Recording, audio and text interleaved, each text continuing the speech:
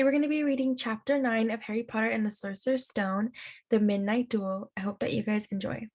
Harry had never believed he would meet a boy he hated more than Dudley, but that was before he met Draco Malfoy. Still, first-year Gryffindors only had potions with the Slytherin, so they didn't have to put up with Malfoy much, or at least they didn't until they spotted a notice pinned up in the Gryffindor common room that made them all groan. Flying lessons would be starting on Thursday, and Gryffindor and Slytherin would be learning together. Typical, said Harry darkly. Just what I always wanted, to make a fool of myself on a broomstick in front of Malfoy. He had been looking forward to learning to fly more than anything else. You don't know that you'll make a fool of yourself, said Ron reasonably. Anyway, I know Malfoy's always going on about how good he is at Quidditch, but I bet that's all talk. Malfoy certainly did talk about flying a lot. He complained loudly about first years never getting on the house Quidditch teams and told long, boastful stories that always seemed to end with him narrowly escaping muggles in helicopters. He wasn't the only one, though. The way Seamus Finnegan told it, he'd spent most of his childhood zooming around the countryside on his broomstick. Even Ron would tell anyone who'd listen about the time he'd almost hit a hang glider on Charlie's old broom. Everyone from wizarding families talked about Quidditch constantly. Ron had already had a big argument with Dean Thomas, who shared the dormitory, about soccer. Ron couldn't see what was exciting about a game with only one ball where no one was allowed to fly. Harry had caught Ron prodding Dean's poster of West Ham soccer team, trying to make the players move. Neville had never been on a broomstick in his life because his grandmother had never let him near one. Privately, Harry felt she'd had a good reason because Neville managed to have an extraordinary number of accidents, even with both feet on the ground. Hermione Granger was almost as nervous about flying as Neville was. This was something you couldn't learn by heart out of a book. Not that she hadn't tried. At breakfast on Thursday, she bored them all stupid with flying tips she'd gotten out of a library book called Quidditch Through the Ages. Neville was hanging on to her every word, desperate for anything that might help him hang onto his broomstick later. But everybody else was very pleased when Hermione's lecture was interrupted by the arrival of the mail. Harry hadn't had a single letter since Hagrid's note, something that Malfoy had been quick to notice, of course. Malfoy's eagle owl was always bringing him packages of sweets from home, which he opened gloatingly at the Slytherin table. A barn owl brought Neville a small package from his grandmother. He opened it excitedly and showed them a glass ball the size of a large marble, which seemed to be full of white smoke. It's a remembrall, he explained. Gran knows I forget things. This tells you if there's something you've forgotten to do. Look, you hold it tight like this, and if it turns red, oh, his face fell, because the remembrall had suddenly glowed scarlet. You've forgotten something. Neville was trying to remember what he'd forgotten when Draco Malfoy, who was passing the Gryffindor table, snatched the remembrall out of his hand. Harry and Ron jumped to their feet. They were half hoping for a reason to fight Malfoy, but Professor McGonagall, who could spot trouble quicker than any teacher in the school, was there in a flash. What's going on? Malfoy's got my remembrall, Professor. Scowling, Malfoy quickly dropped the remembrall back on the table. Just looking, he said, and he slipped away with Crabbe and Goyle behind him. At 3:30 that afternoon, Harry and Ron and the other Gryffindors hurried down the front steps onto the grounds for their first flying lesson. It was a clear, breezy day, and the grass rippled under their feet as they marched down the sloping lawns toward a smooth, flat lawn on the opposite side of the grounds to the Forbidden Forest, whose trees were swaying darkly in the distance. The Slytherins were already there, and so were 20 broomsticks lying in neat lines on the ground. Harry had heard Fred and George Weasley complain about the school broom, saying that some of them started to vibrate if you flew too high, or always flew slightly to the left. Their teacher, Madame Hooch, arrived. She had short gray hair and yellow eyes like a hawk. Well, what are you all waiting for? She barked. Everyone stand by a broomstick. Come on, hurry up. Harry glanced down at his broom. It was old and some of the twigs stuck out at odd angles. Stick out your right hand over your broom, called Madame Hooch at the front, and say up. Up, everyone shouted. Harry's broom jumped into his hand at once, but it was one of the few that did. Hermione Granger's had simply rolled over on the ground, and Neville's hadn't moved at all. Perhaps brooms like horses could tell when you were afraid, thought Harry. There was a quaver in Neville's voice that said, only too clearly, that he wanted to keep his feet on the ground. Madame Hooch then showed them how to mount their brooms without sliding off the end and walked up and down the rows correcting their grips. Harry and Ron were delighted when she told Malfoy he'd been doing it wrong for years. Now, when I blow my whistle, you kick off from the ground hard, said Madame Hooch. Keep your broom steady, rise a few feet, and then come straight back down by leaning forward slightly. On my whistle, 3, 2, but Neville, nervous and jumpy, frightened of being left on the ground, pushed off hard before the whistle had touched Madame Hooch's lips. Come back, boys, she shouted, but Neville was rising straight up like a cork shot out of a bottle. 12 feet, 20 feet. Harry saw his scared white face look down at the ground. falling away, saw him gasp, slip sideways off the broom, and wham! A thud and a nasty crack, and Neville lay face down in the grass in a heap. His broomstick was still rising higher and higher and started to drift lazily toward the forbidden forest and out of sight. Madame Hooch was bending over Neville, her face as white as his. Broken wrist, Harry heard her mutter. Come on, boy, it's all right. Up you get. She turned to the rest of the class. None of you is to move while I take this boy to the hospital wing. You leave those brooms where they are, or you'll be out of Hogwarts before you can say Quidditch. Come on, dear. Neville, his face tear-streaked, clutching his wrist, hobbled off with Madame Hooch, who had her arm around him. No sooner were they out of earshot than Malfoy burst into laughter. Did you see his face? The great lump. The other Slytherins joined in. Shut up, Malfoy, snapped Parvati Patil. Oh, sticking up for Longbottom, said Pansy Parkinson, a hard-faced Slytherin girl. Never thought you'd like fat little crabberries, Parvati. Look, said Malfoy, darting forward and snatching something out of the grass. It's that stupid thing Longbottom's gran sent him. The remembrall glittered in the sun as he held it up. Give that here, Malfoy, said Harry quietly. Everyone stopped talking to watch. Malfoy smiled nastily. I think I'll leave it somewhere for Longbottom to find. How about up a tree? Give it here, Harry yelled, but Malfoy had leapt onto his broomstick and taken off. He hadn't been lying. He could fly well. Hovering level with the topmost branch of an oak, he called, Come and get it, Potter. Harry grabbed his broom. No, shouted Hermione Granger. Madame Hooch told us not to move. You'll get us all into trouble. Harry ignored her. Blood was pounding in his ears. He mounted the broom and kicked hard against the ground, and up he soared. Air rushed through his hair, and his robes whipped out behind him, and in a rush of fierce joy, he realized he'd found something he could do without being taught. This was easy. This was wonderful. He pulled his broomstick up a little to take it even higher and heard screams and gasps of girls back on the ground and an admiring whoop from Ron. He turned his broomstick sharply to face Malfoy in midair. Malfoy looked stunned. Give it here, Harry called, or I'll knock you off that broom. Oh, yeah, said Malfoy, trying to sneer, but looking worried. Harry knew somehow what to do. He leaned forward and grasped the broom tightly in both hands and then shot toward Malfoy like a javelin.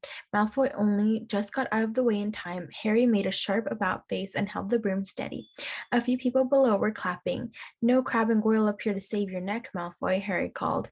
The same thought seemed to have struck Malfoy. Catch it if you can, then, he shouted, and he threw the glass ball high into the air and streaked back toward the ground. Harry saw, as though in slow motion, the ball rise up in the air and then start to fall. He leaned forward and pointed his broom handle down. Next second, he was gathering speed in a steep dive, racing the ball. Wind whistled in his ears, mingled with the screams of people watching. He stretched out his hand a foot from the ground. He caught it just in time to pull his broom straight, and he toppled gently onto the grass with the remembrall clutched safely in his fist. Harry Potter! His heart sank faster than he'd just dived. Professor McGonagall was running toward them. He got to his feet trembling. Never in all my time at Hogwarts. Professor McGonagall was almost speechless with shock, and her glasses flashed furiously. How dare you might have broken your neck. It wasn't his fault, Professor. Be quiet, Miss Patil. But Malfoy, that's enough, Mr. Weasley. Potter, follow me now. Harry caught sight of Malfoy, Crabbe, and Goyle's triumphant faces as he left, walking numbly in Professor McGonagall's wake as she strode toward the castle. He was going to be expelled. He just knew it. He wanted to say something to defend himself, but there seemed to be something wrong with his voice. Professor McGonagall was sweeping along without even looking at him. He had to jog to keep up. Now he'd done it. He hadn't even lasted 2 weeks. He'd be packing his bags in 10 minutes. What would the Dursleys say when he turned up on the doorstep? Up the front steps, up the marble staircase inside, and still Professor McGonagall didn't say a word to him. She wrenched open doors and marched along corridors with Harry trotting miserably behind her. Maybe she was taking him to Dumbledore. He thought of Hagrid, expelled but allowed to stay on as gamekeeper. Perhaps he could be Hagrid's assistant. His stomach twisted as he imagined it, watching Ron and the others become wizards while he stumped around the grounds carrying Hagrid's bag. Professor McGonagall stopped outside her classroom. She opened the door and poked her head inside. Excuse me, Professor Flitwick, could I borrow wood for a second? Wood, thought Harry, bewildered. Was wood a cane she was going to use on him? But wood turned out to be a person, a burly fifth-year boy who came out of Flitwick's class looking confused. Follow me, you two, said Professor McGonagall, and they marched up the corridor, Wood looking curiously at Harry. In here, Professor McGonagall pointed them into a classroom that was empty except for Peeves, who was busy writing rude words on the blackboard. Out, Peeves, she barked. Peeves threw the chalk into a bin, which clanged loudly, and he swooped out, cursing. Professor McGonagall slammed the door behind him and turned to face the two boys. Potter, this is Oliver Wood. Wood, I found you a seeker.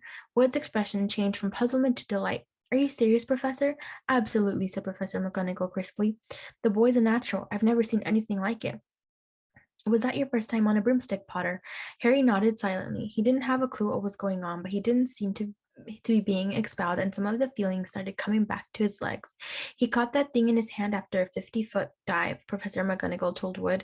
Didn't even scratch himself. Charlie Weasley couldn't have done it. Wood was now looking as though all his dreams had come true at once. Ever seen a game of Quidditch, Potter? He asked excitedly. Wood's captain of the Gryffindor team, Professor McGonagall explained. He's just the build for a seeker, too, said Wood, now walking around Harry and staring at him. Light, Speedy, we'll have to get him a decent broom, Professor. A Nimbus 2000 or a Clean Sweep 7, I'd say. I shall speak to Professor Dumbledore and see if we can't bend the first year rule. Heaven knows we need a better team than last year, flattened in that last match by Slytherin. I couldn't look Severus Snape in the face for weeks. Professor McGonagall peered sternly over her glasses at Harry. I want to hear you're training hard, Potter, or I may change my mind about punishing you. Then she suddenly smiled. Your father would have been proud, she said. He was an excellent Quidditch player himself. You're joking. It was dinner time. Harry had just finished telling Ron what had happened when he'd left the grounds with Professor McGonagall. Ron had a piece of steak and kidney pie halfway to his mouth, but he'd forgotten all about it. Seeker, he said, but first years never. You must be the youngest house player in about a century, said Harry, shoveling pie into his mouth. He felt particularly hungry after the excitement of the afternoon. Wood told me. Ron was so amazed, so impressed, he just sat and gaped at Harry. I start training next week, said Harry, only don't tell anyone. Wood wants to keep it a secret. Fred and George Weasley now came into the hall, spotted Harry, and hurried over. Well done, said George in a low voice. Wood told us. We're on the team too. Beaters. I tell you, we're going to win that Quidditch Cup for sure this year, said Fred. We haven't won since Charlie left, but this year's team is going to be brilliant. You must be good, Harry. Wood was almost skipping when he told us. Anyway, we've got to go. Lee Jordan reckons he's found a new secret passageway out of the school. Bet it's the one behind the statue of Gregory the Smarmy that we found in our first week. See you. Fred and George had hardly disappeared when someone far less welcome turned up, Malfoy flanked by Crabbe and Goyle. Having a last meal, Potter. When are you going to get the train back to the Muggles? You're a lot braver now that you're back on the ground and you've got your little friends with you, said Harry coolly. There was, of course, nothing at all little about Crabbe and Goyle, but as the high table was full of teachers, none of them could do anything more than crack their knuckles and scowl. I take you on any time on my own, said Malfoy. Tonight, if you want. Wizard's duel. Wands only, no contact. What's the matter? Never heard of a wizard's duel before, I suppose? Of course he has, said Ron, wheeling around. I'm a second. Who's yours? Malfoy looked at Crabbe and Goyle, sizing them up. Crabbe, he said. Midnight, all right. We'll meet you in the trophy room. That's always unlocked. When Malfoy had gone, Ron and Harry looked at each other.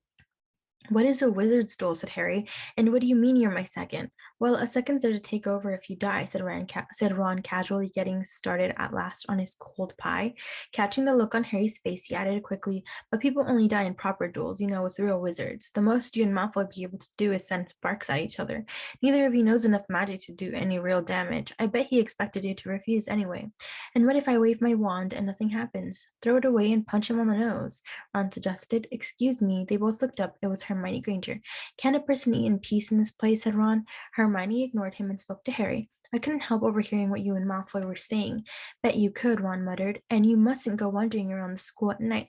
Think of the points you'll lose Gryffindor if you're caught, and you're bound to be. It's really very selfish of you. And it's really none of your business, said Harry. Goodbye, said Ron. All the same, it wasn't what you'd call the perfect end to the day, Harry thought as he lay awake much later listening to Dean and Seamus falling asleep.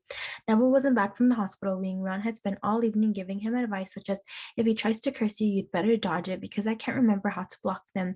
There was a very good chance they were going to get caught by Filch or Mrs. Norris, and Harry felt he was pushing his luck breaking another school rule today. On the other hand, Malfoy's sneering face kept looming out of the darkness. This was his big chance to beat Malfoy face to face. He couldn't miss it. 11:30, Ron muttered at last. We'd better go. They pulled on their bathrobes, picked up their wands, and crept across the tower room, down the spiral staircase, and into the Gryffindor common room. A few embers were still glowing in the fireplace, turning all the armchairs into hunched-back shadows. They had almost reached the portrait hole when a voice spoke from the chair nearest them. I can't believe you're going to do this, Harry. A lamp flickered on. It was Hermione Granger wearing a pink bathrobe and a frown. You, said Ron furiously. Go back to bed. I almost told your brother, Hermione snapped. Percy, he's a prefect. He'd put a stop to this.